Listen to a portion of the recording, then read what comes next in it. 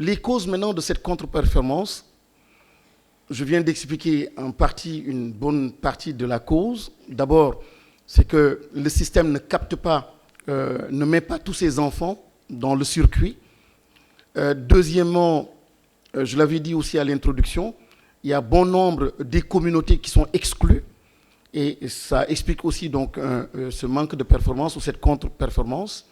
Mais aussi, c'est un système d'évaluation qui est peu performant et qui ne favorise pas la qualité des enseignements et des apprentissages.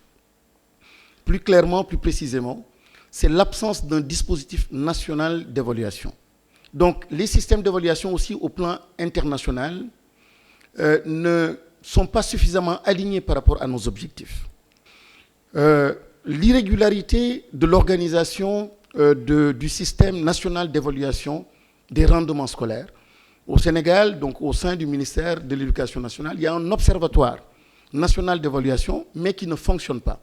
Et tous les 2 ans, il y a des résultats qui devraient être partagés, mais malheureusement, faute de moyens, faute d'organisation, et aussi d'importance qu'on donne à l'évaluation, cet observatoire-là ne marche pas.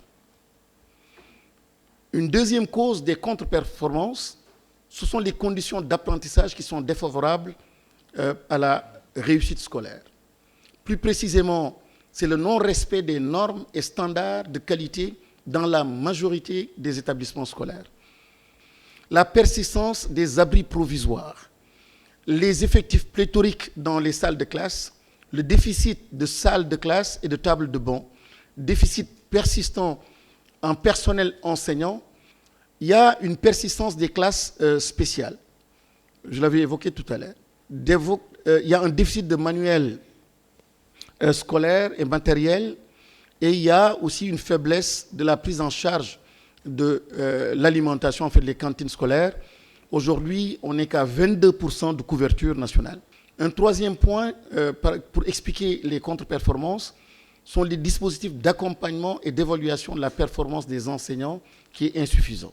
Insuffisance du taux d'encadrement des enseignants dû au déficit de corps de contrôle. Naturellement, il n'y a pas assez d'inspecteurs. Manque aussi d'objectivité du système de notation. Aussi insuffisance de la formation continue des enseignants. Une inadéquation des curricula, et c'est un axe extrêmement fort du projet qui a été présenté aux Sénégalais.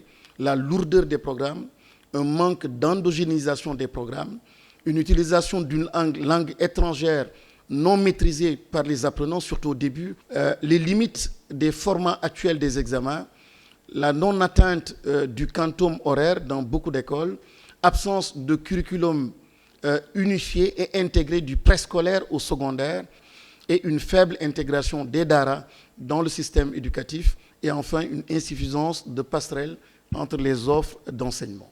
Une autre cause, une faible implication des communautés, nous l'avons dit tout à l'heure.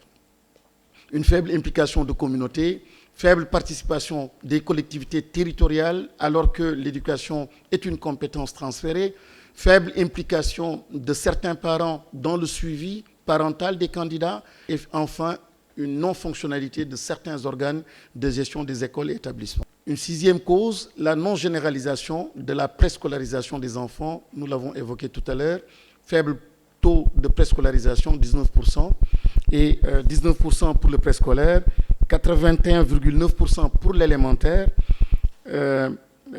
et pour le moyen, on est à 51%, pour le secondaire, on est à 33%. Donc on voit que les sacrifiés, ce sont nos tout-petits.